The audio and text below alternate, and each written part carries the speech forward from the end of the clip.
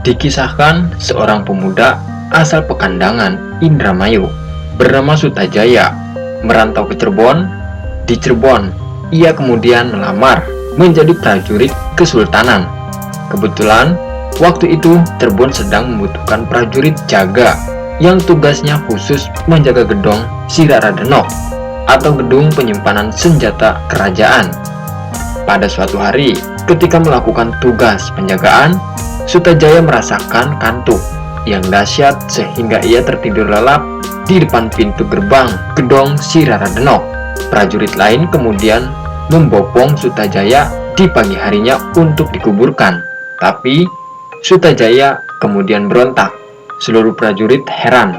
Mereka bertanya-tanya dalam benak hatinya, kenapa Sutajaya masih hidup? Sebab biasanya prajurit yang ketiduran ketika menjaga gedung Siraradenok biasanya mati, karena dalam gedung tersebut terdapat keris naga runting yang dipercaya menghisap darah siapapun yang tertidur di dalam penjagaan. Dianggap sakti, kemudian prajurit lain melaporkan kejadian tersebut kepada Sultan. Sutajaya kemudian dipanggil Sultan. Setelah diperiksa dan dimintai keterangan, ternyata didapat kesimpulan bahwa sebab-sebab Sutajaya masih hidup meskipun tertidur ketika menjaga gedung Siraradenok karena dalam pinggangnya terselip keris Kiai Setan Kober, keris warisan bapaknya Ki Jebug Agrum, seorang Majapahit yang dahulu bertugas di Bandar Cimanuk, Indramayu. Keris Setan Kober dipercaya penangkal keganasan keris naga runting yang dipercaya sebagai keris sakti yang memakan darah. Selanjutnya, setelah peristiwa tersebut kemudian Sutajaya dinaikkan pangkatnya menjadi prajurit tingkat atas. Sutajaya kemudian juga dilibatkan dalam membangun Cirebon, termasuk di dalamnya terlibat dalam Perang Galuh. Atas jasa-jasa Sutajaya yang turut adil dalam memajukan Cirebon, serta turut adil pula dalam kemenangan Perang Galuh, maka Kesultanan Cirebon mengangkatnya menjadi pangeran atau menteri, serta menganugerahi sebuah tanah di timur Cirebon. Kelak tanah tersebut kemudian beliau jadikan pendukuhan atau desa yang diberi nama Gebang.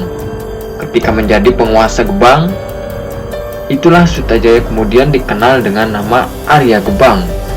Kisah mengenai Sutajaya ini dapat ditemui dalam kisah-kisah rakyat Indramayu. Dan kisah ini juga bisa dimainkan dalam kesenian sandiwara di Indramayu. Belum diketahui kapan dan tahun berapa serta hidup pada masa Kesultanan Cirebon siapa tokoh Sutajaya yang dimaksudkan dalam kisah rakyat di atas. Mengingat tokoh yang bernama Sutajaya di Cirebon ini banyak sekali, tidak hanya satu. Selain dikabarkan melalui tradisi dongengan rakyat Pekandangan Indramayu, kabar mengenai adanya tokoh Sutajaya yang berasal dari Indramayu tersebut sebenarnya dikabarkan juga dalam satu naskah yang terdapat dalam situs makam Astana Gebang Ilir. Adapun bunyi naskah dari situs tersebut adalah sebagai berikut. Ketika itu, Adipati Anom Sutajaya keliling dari Indramayu mencari keris Kober yang hilang. Ia bertemu dengan seorang gadis Putri Siti Matangaji yang di kemudian hari menjadi istrinya. Ayah putri, yaitu Siti Matangaji, memberikan sebuah keris yang ternyata adalah keris Kober yang hilang itu. Ia juga memberikan emas untuk bekal hidup berdua. Sejak itulah Adipati Anom Sutajaya keliling berganti nama menjadi Adipati Anom Sutajaya Emas. Lokasi makamnya terletak di Desa Gebang Kulon, Kecamatan Gebang, Kabupaten Cirebon. Luas tanah 5.000 meter milik tanah keraton. Sementara itu, dalam naskah Cirebon yang lainnya disebutkan juga bahwa Gebang itu didirikan oleh Suta Agung yang bergelar Pangeran Gebang, tapi bukan anak Ki Jebug Agrum, melainkan anak dari Pangeran Cirebon bin Pangeran Pasarean dari istri selirnya Suta Agung. Dikisahkan semenjak kecil diasuh oleh Ki Gede Wanahaji.